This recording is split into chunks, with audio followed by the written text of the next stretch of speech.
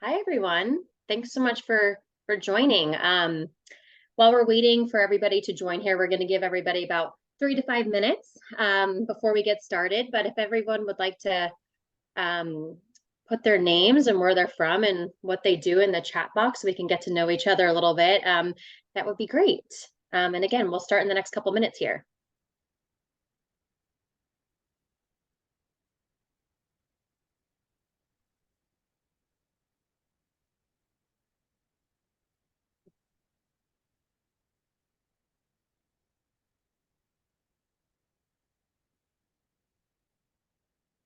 Oh. So far, we're all over. Arizona, Colorado, Boston.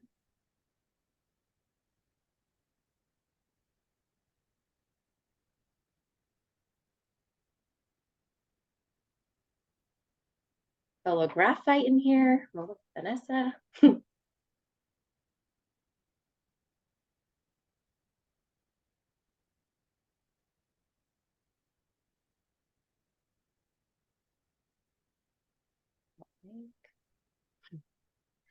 For people who are just joining now, we're just giving everyone a couple more minutes to join. We'll probably start in the next 2 minutes here. So if you feel inclined to introduce yourself and put where you're from and what you do in the chat box, that would be great. And again, we'll start in about 2 minutes.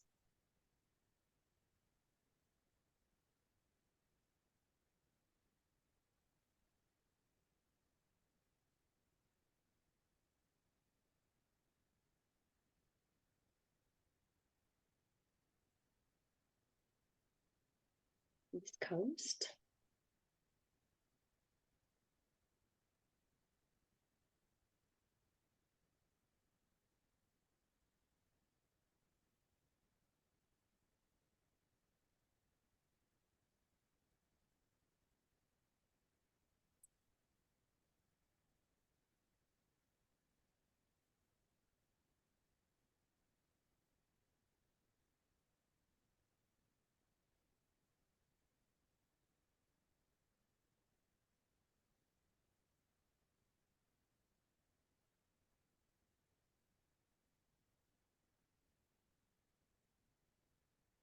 Great. I'll get started in the next minute here. We'll give everybody one more minute. Thank you for everyone who's introduced themselves. We have a great footprint here. Lots of people in all different areas.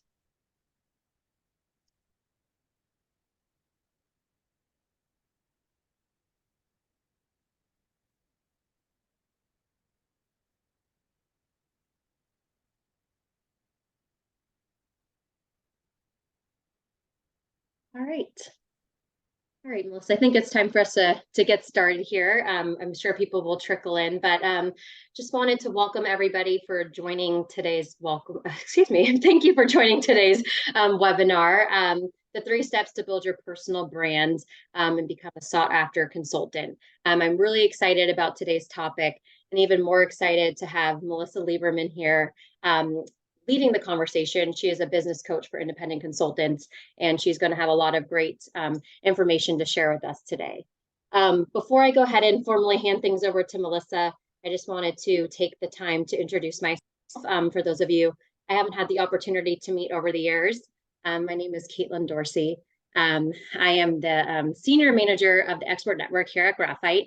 I've been at Graphite for 7 years now, building and managing our expert network. So been here a long time. And prior to Graphite, I was formerly in executive search and technical recruiting. So I've really spent the last decade working in the talent space. So one of my favorite parts about working in the talent space is being able to build relationships in community. And part of that is putting on events like today's webinar and providing learning opportunities for our network. So really excited about today's discussion and hope everybody enjoys the topics that we talk about.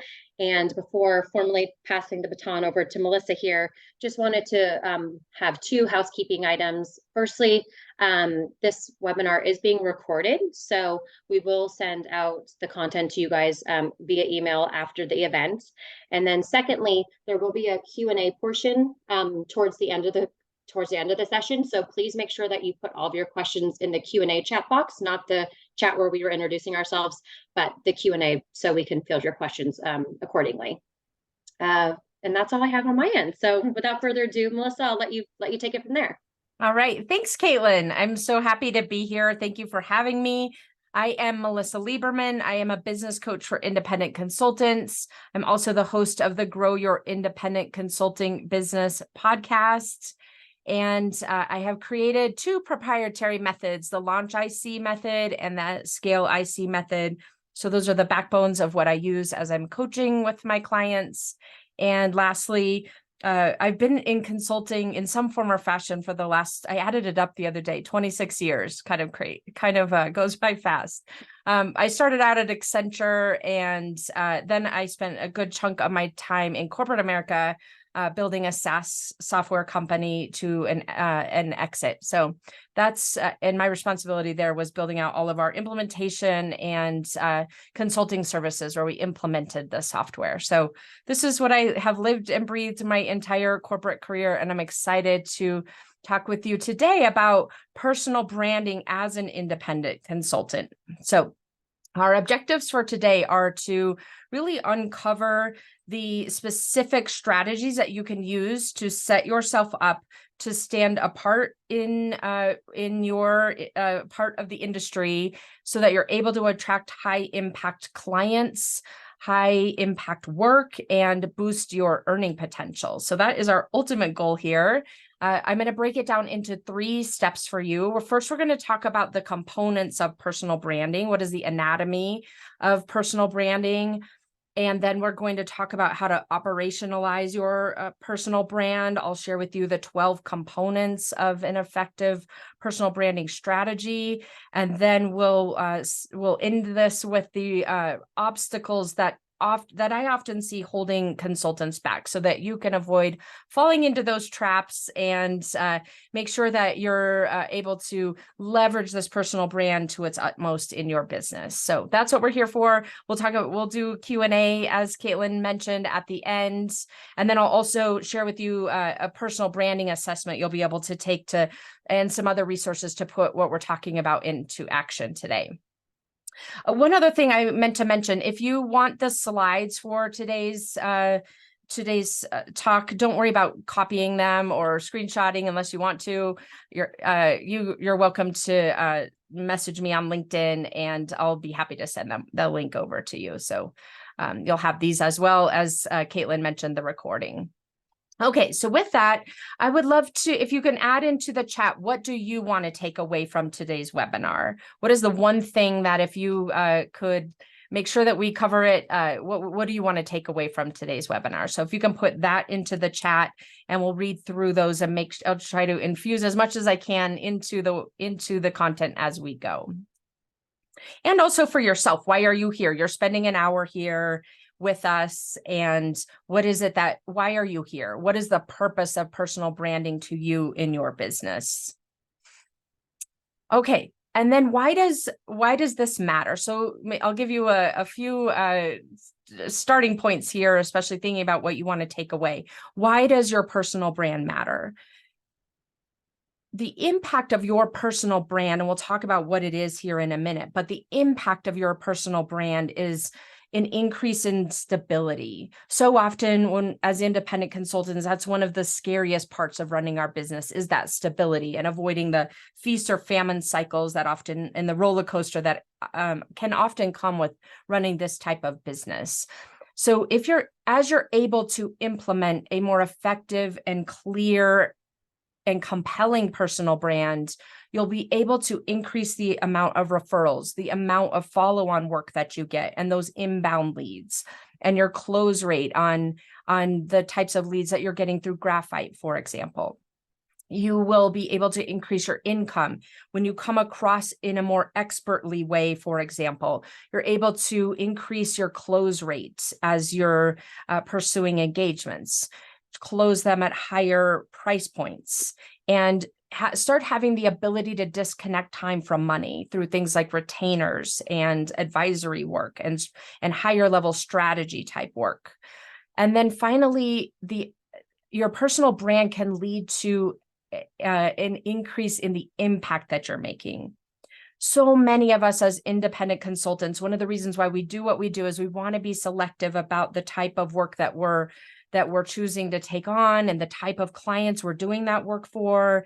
And you leveraging your personal brand from that perspective to be able to set yourself up to be more selective, to be able to attract more fulfilling, interesting work, and ultimately to be able to filter out those types of clients or engagements that aren't as interesting to you in the work that you do. So this is why the personal brand can make the difference in your business and ultimately the income that you're making and the impact that you're making and the stability and autonomy that you're able to enjoy.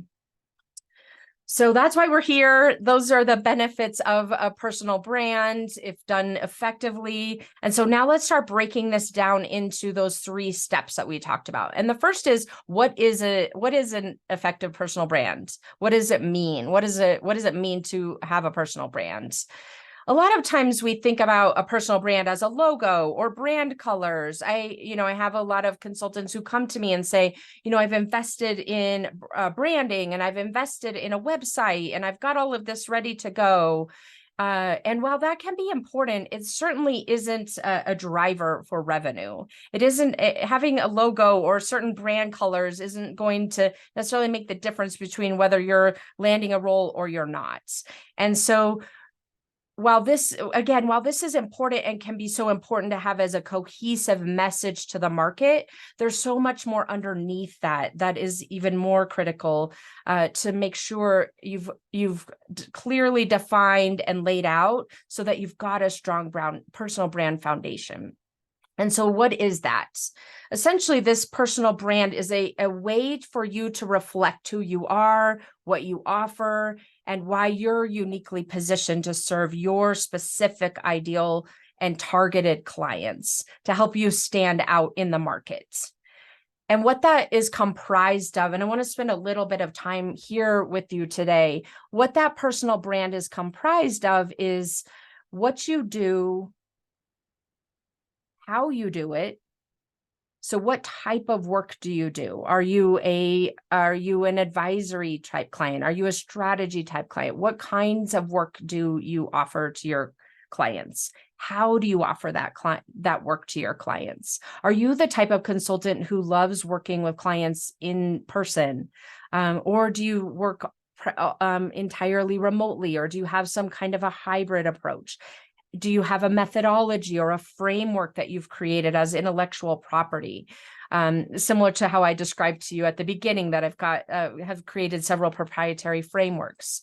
Why do you do what you do? Do you have a certain background or a certain personal story that relates to the type of expertise and services that you offer? And what sets you apart? These are the important elements of the brand, not necessarily the logo and the colors and the website, and all of those things are reflective of this deeper work, which is really getting clear on what it is that you do and why you do it. And the 2 most important things that these elements are fueled by are the way you're thinking about yourself. And I'm going to touch on this a few times in today's webinar, because it's so important.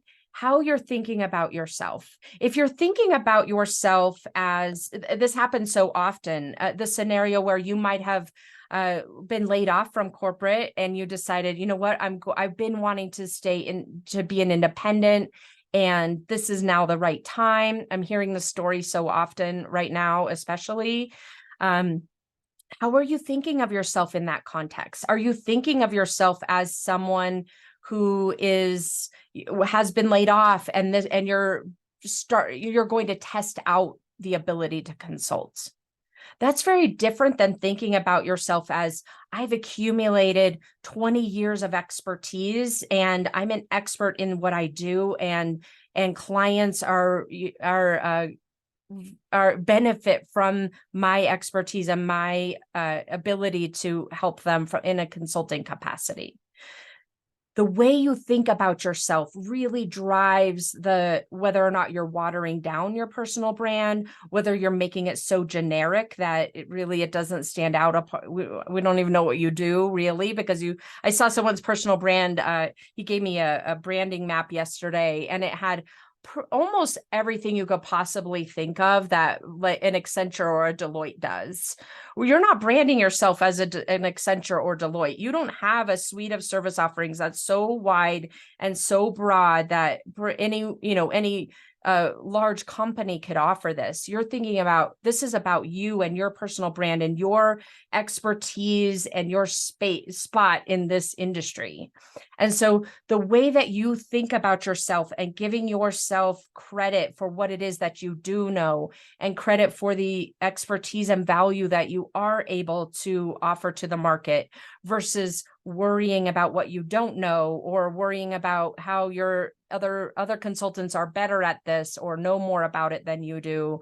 That really is a critical success factor here in getting your headspace into the right zone that sets you up for success. The other piece of this fuel that you want to be thinking about when you're establishing your personal brand is how you want others to perceive you. How do you want your ideal target client to perceive you? And some of it relates to the industry that you're working in.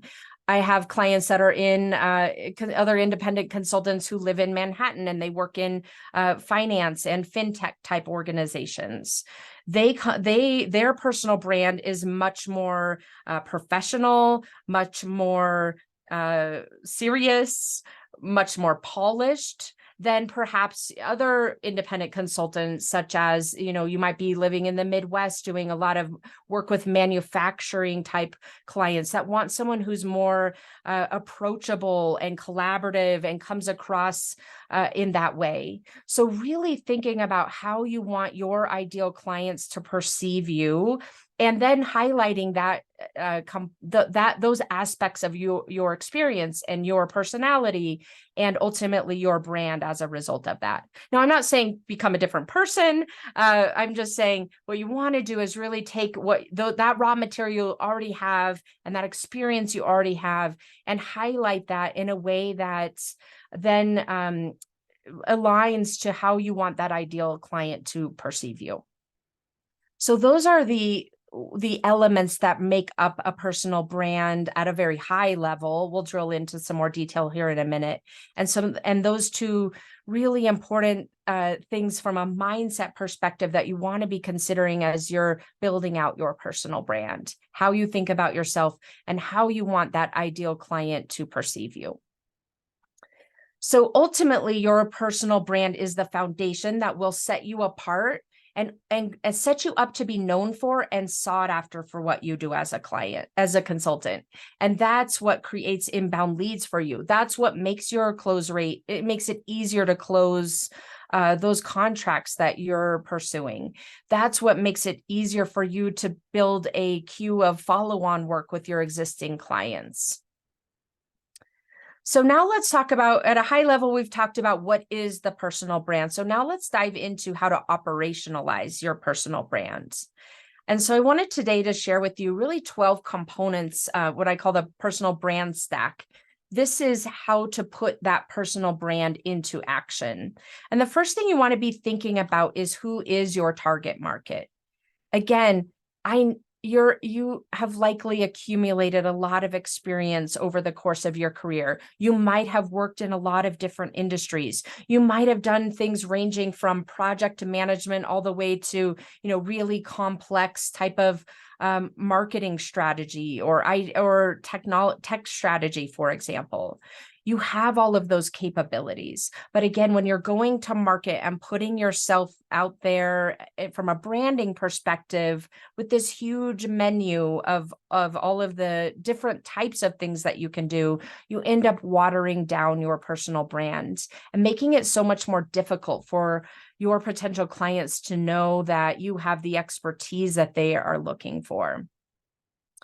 I like to think about it. I don't know if you've ever gone to the Cheesecake Factory before, but when you go to the Cheesecake Factory, they have this sort of booklet. It's like a menu. They make everything: Chinese food, Italian food, American food. It's everything, right?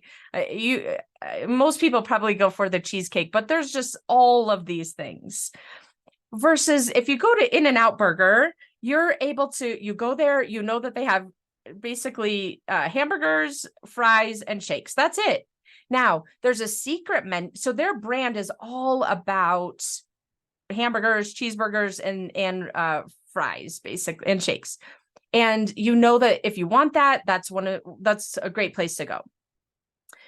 However, they also have what's called a secret menu. They have a secret menu that if you Google it, you can see you can order it animal style, or you can order, I don't know all the secret menu of In-N-Out, but there's these different ways that you can order that they don't put on the menu, but they offer it to clients if they ask. And for you, as you think about really honing down on who your target market is, what your positioning is, what your service offerings are, when you think about what is the menu that you want to be providing to your ideal client, what is the best type of work that feels most fulfilling for you and is the most profitable for you, and that you want to be known for and build your reputation around, that's the public facing menu. That's your personal brand. Behind the scenes, if someone comes to you and says, can you do this type of project? It might be in a different industry or a different type of project than you typically do. You can certainly consider it and decide if you want to do it or not. But if you're able to really dive into and create this very specific offering for yourself and positioning for yourself and target market for yourself, this is how you establish a personal brand where you're known for and ultimately sought after for what you do. So that's why it's so important to choose a target market, to choose a specific set of problems that you solve for your clients, to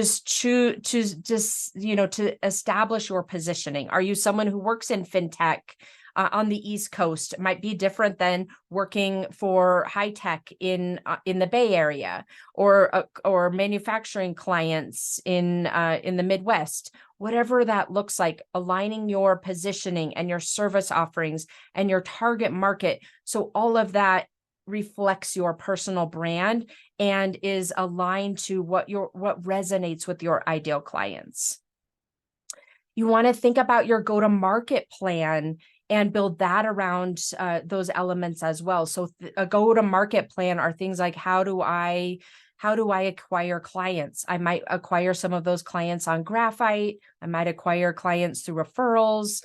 I might acquire clients through speaking. However, your go-to-market plan, what that looks like for you to start becoming aware to your ideal clients, and then moving them through a process to ultimately, be one of the clients on your roster. So aligning all of those things is really important from a foundational level. And then you want to start putting into practice, based on that foundation, things like marketing collateral. This is where the website comes into play, or the one pager that you might have, or your resume or LinkedIn profile. Your value proposition, the thought leadership that you might be publishing, whether it's on LinkedIn or part of some publications. Your pricing. This is an important reflection of your personal brand. You might want to be a consultant who is more accessible, who's maybe got one client at any given time and kind of mid-priced. Or you might want to be that really high-end type of consultant who only does strategy type work, and they're higher priced value-based items, whatever type of engagements. So thinking about how your pricing folds into all of this. The types of results that your clients are looking for and outcomes. They're not hiring you to fill a role like I need a project manager, or I need a marketing branding expert for a particular scenario. They're hiring you to deliver a set of results. And the clearer you can get about the types of results that you are fulfilling for that client, and then backing that into your personal brand, makes it even more powerful. Another important way to put your personal brand into action is through your one-on-one networking. How are you describing yourself? How are you introducing yourself? What does the background look like when you're meeting people online? Thinking about aligning all of that with your personal brand so that you've got that cohesive message to whomever you're meeting. In some of these cases, it's a broader audience. And in this case, it's one-on-one. How are you describing yourself? What types of questions are you asking that other person? What might you be offering to them in terms of assistance to them, or the types of clients that you're looking for and the way you're articulating that? Think about, as you're developing and making your personal brands more public and ultimately setting yourself up to be sought after. Think about where are the places that you're building your reputation? What does that look like for you? Are you building your reputation by posting on LinkedIn? Are you building your reputation by writing articles on for a publication online? Are you doing different types of speaking, such as at podcasts or at events or on webinars? What does that look like? And then ultimately making sure that your sales process is aligned with all of this as well, where you've got a step-by-step process that walks your ideal client through the steps to really understand and qualify them all the way through contract, and infusing your personal brand in with that. If you're a consultant who works with fintech companies on the East Coast, your sales process might look different. The assets that you're using in that process may look different. Then if, again, using my examples, then if you're working with manufacturing type clients in the Midwest, you might want to do more whiteboarding or that kind of thing. So really aligning all of the assets and the marketing process and your sales process and the way you're showing up in a professional capacity to that brand that you've defined. Those are the 12 components of operationalizing your personal brand. So now let's start making this more tangible. And so I wanted to share with you one of the key components of a personal brand, which is a personal branding statement, and starting to create these types of assets for yourself, whether it be a personal branding statement or a marketing messaging map. This can help guide you and create essentially things that you're able to look at and reference in all of the different types of things that you're doing in those 12 components.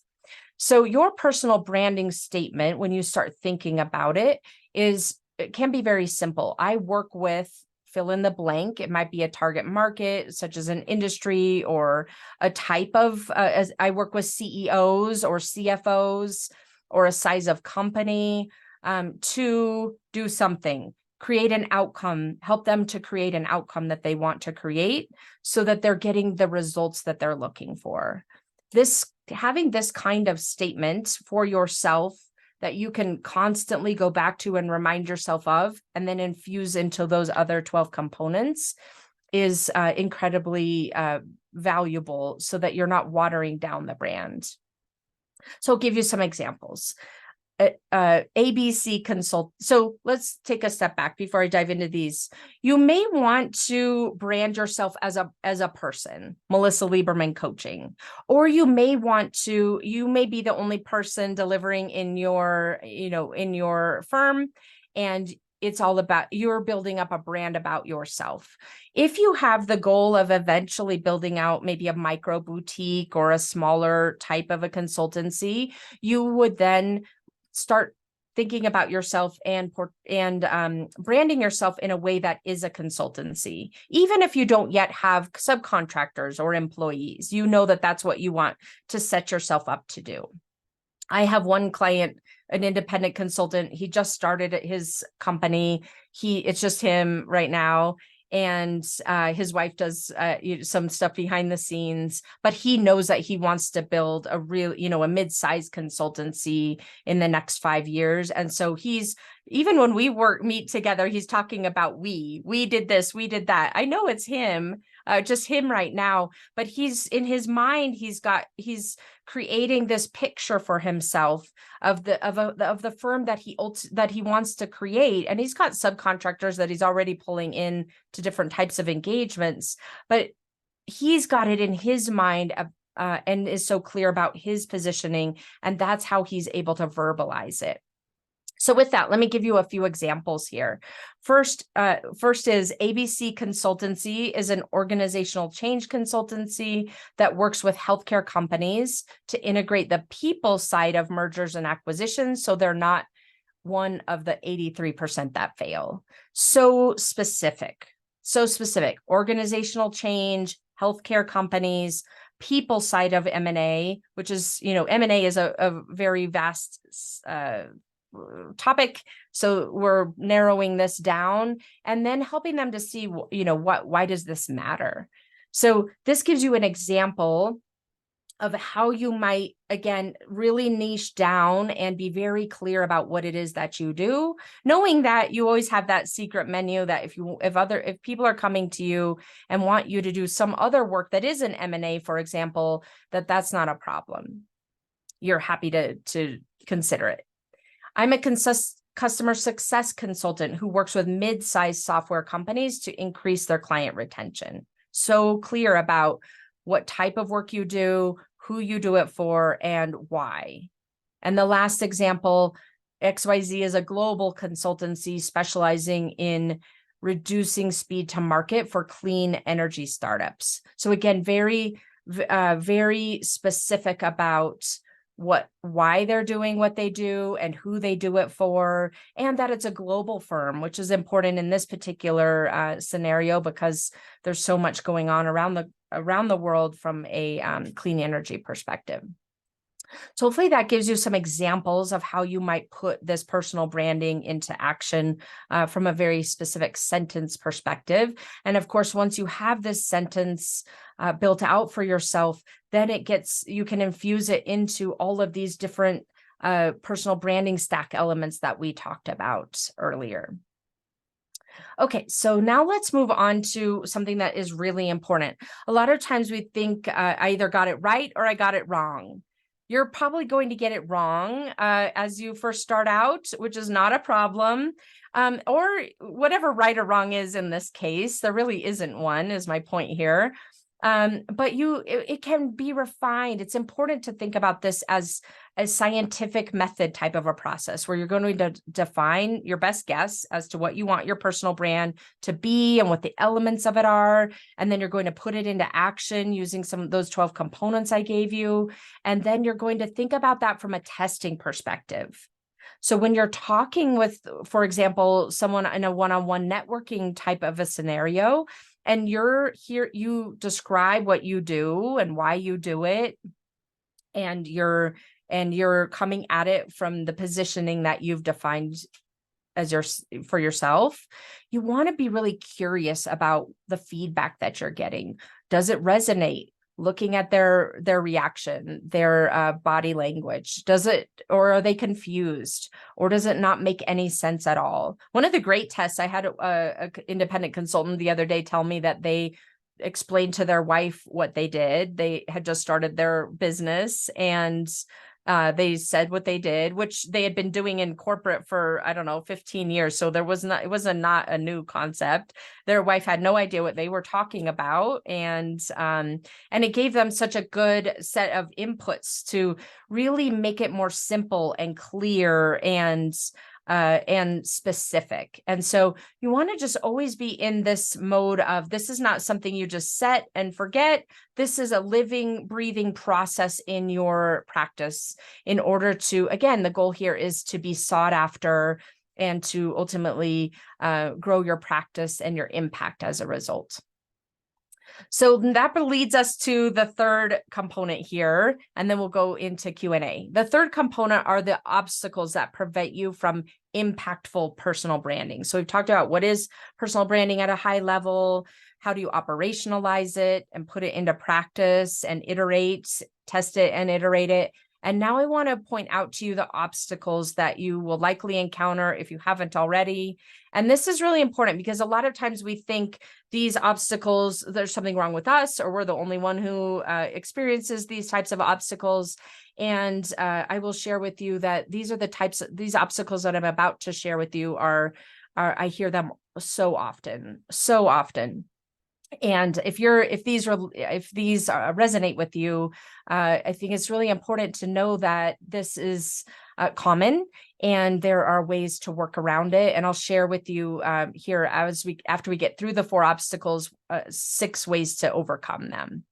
So with that, the first is this cheesecake menu. I can do anything. I don't think their Chinese food is that great, to be honest with you.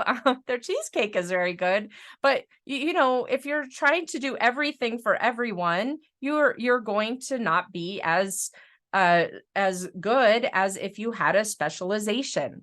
And so when you approach something, and I was sharing with you that map that I saw yesterday where the consultant had you listed out probably more than McKinsey even has on their website, just so many different things they could possibly do just in case anyone wanted it. They wanted it to be there. And that's what this is talking about. I can do anything. I absolutely acknowledge that you have a lot of abilities and capabilities and experience that you are able to offer to your clients. And a lot of times we get nervous about specializing because we think it's going to leave money on the table, that clients will want to come to us and we know we could do that thing, but you know, whatever assets like our website or LinkedIn profile doesn't list it off, then we're leaving that money on the table. I would suggest to you, based on experience, that the opposite is often true. When you've got so many things on the table, when you've got so many things listed in your marketing materials, for example, or even in the way that you introduce yourself, clients don't believe that you have that specific experience that they're looking for. And you may end up losing that opportunity as a result.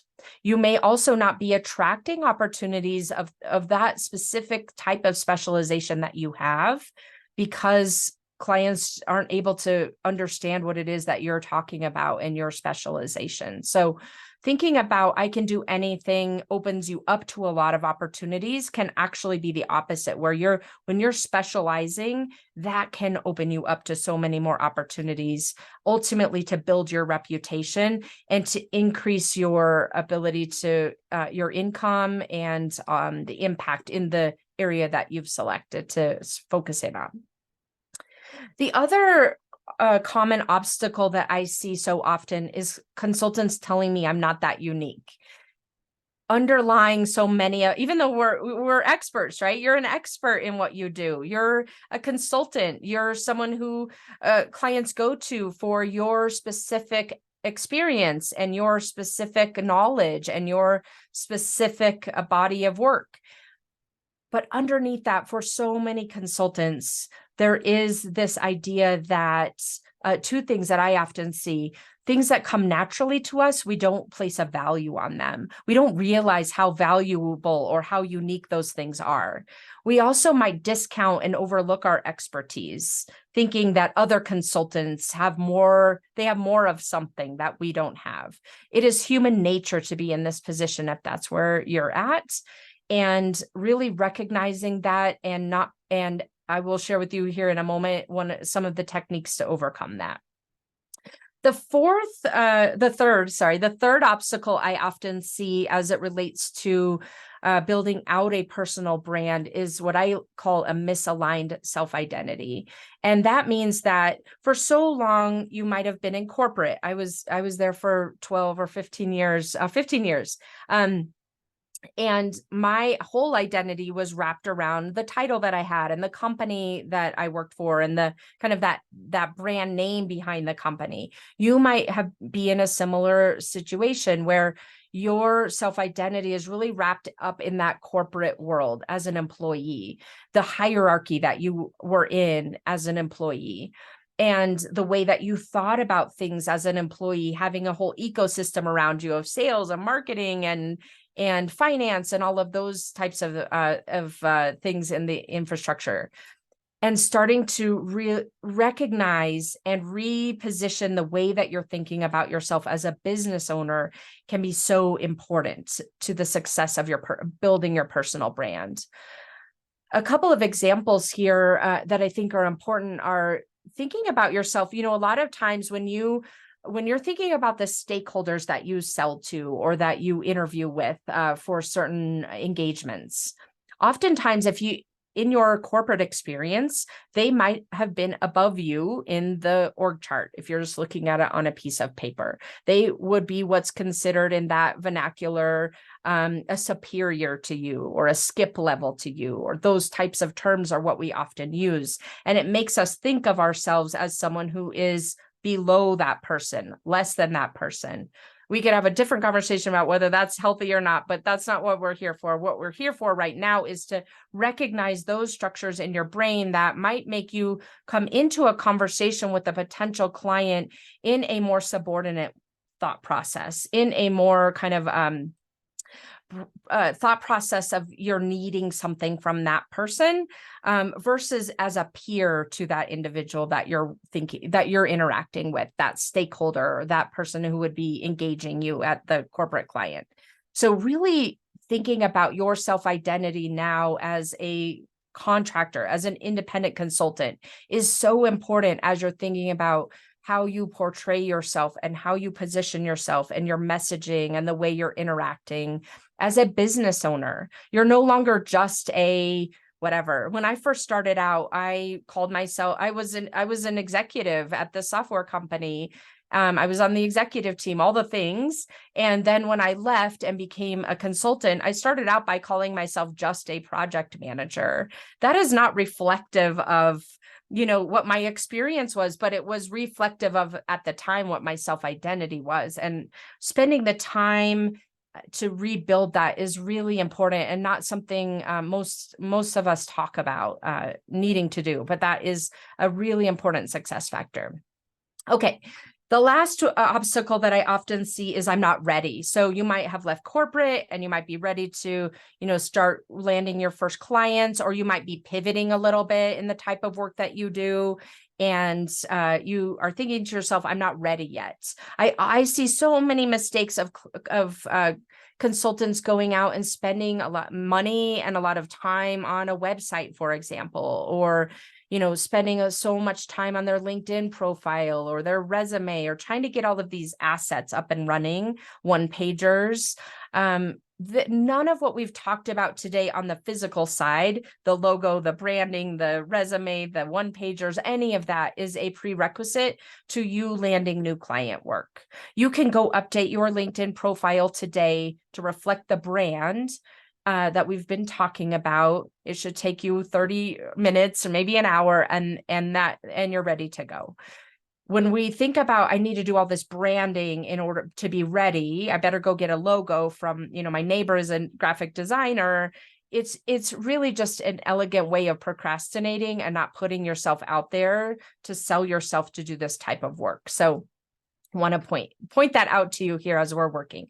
What is important, though, beyond the logo and all of those things, is that self-identity work and in the mindset work around how do you want to portray yourself, and how do you want others to perceive you, and how are you perceiving yourself?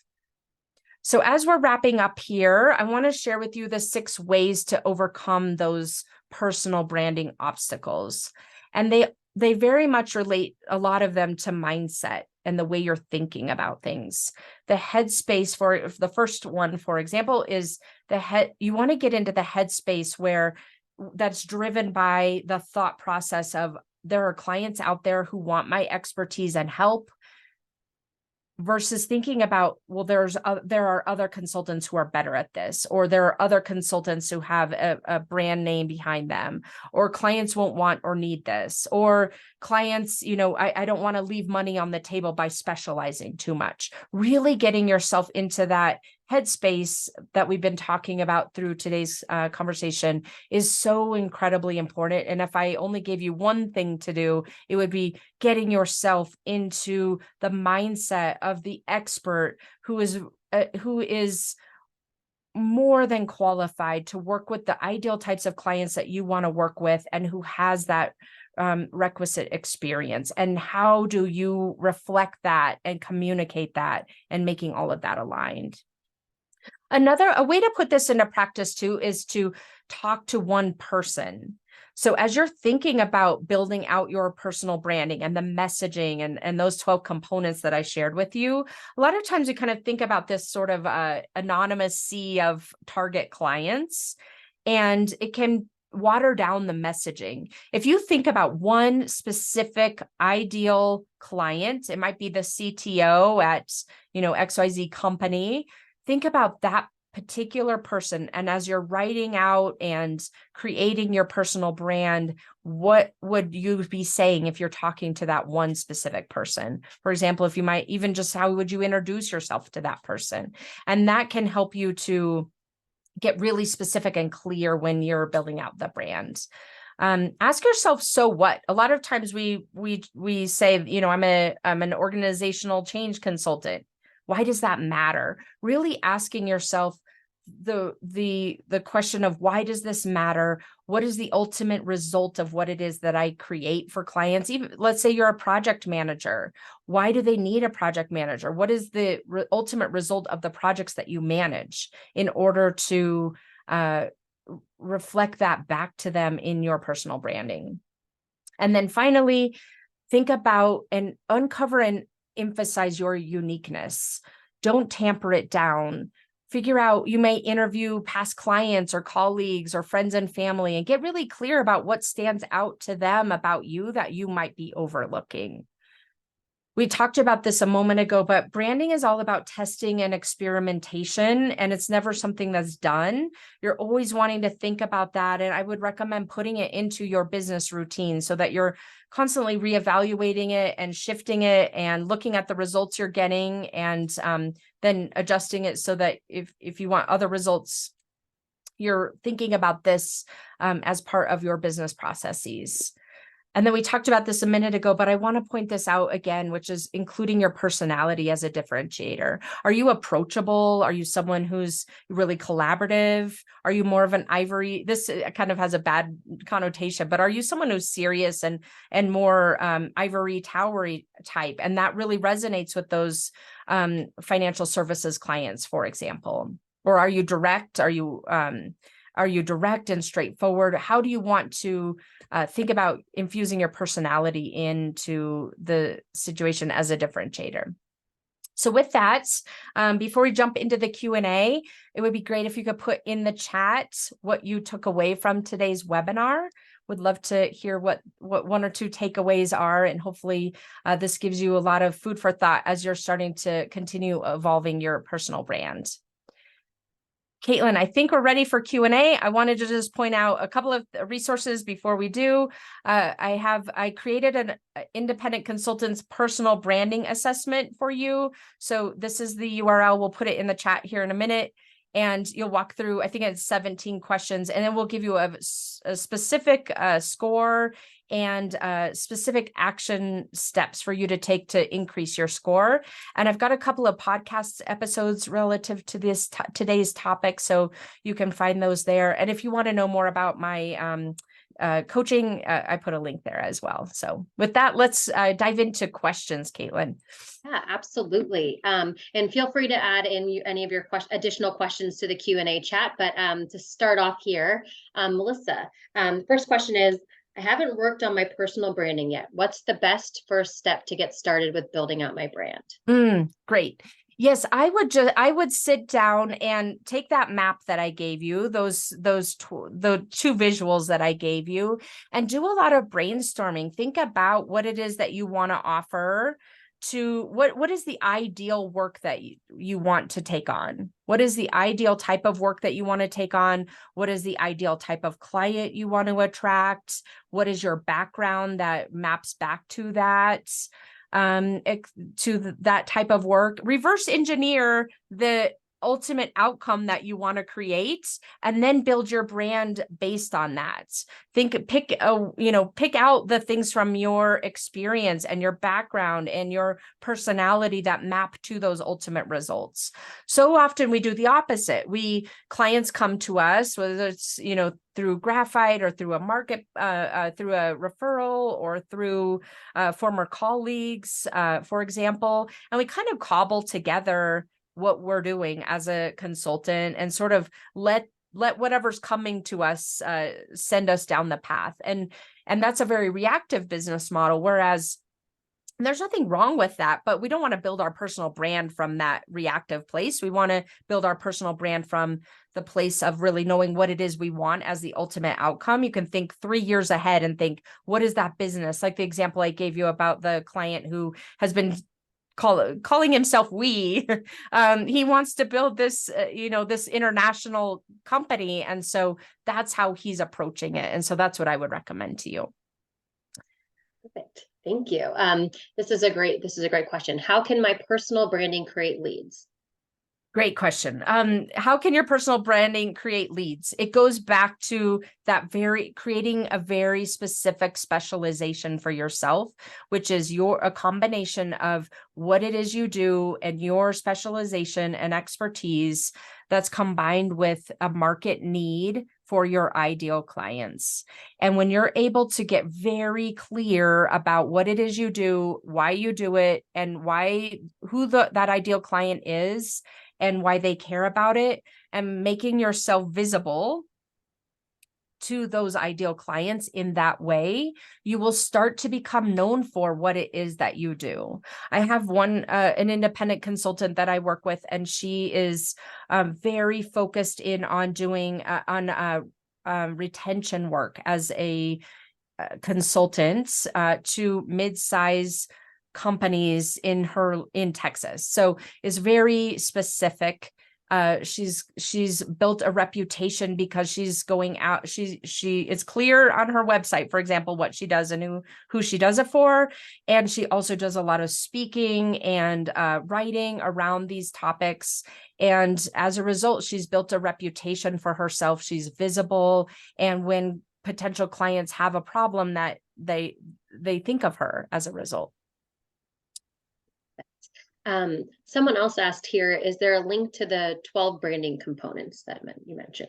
There is not a link, but if you want to email me on LinkedIn, or connect with me on LinkedIn and send me a message, or you can email me my email. I'll put my email here in the chat. I will send the whole deck over to you.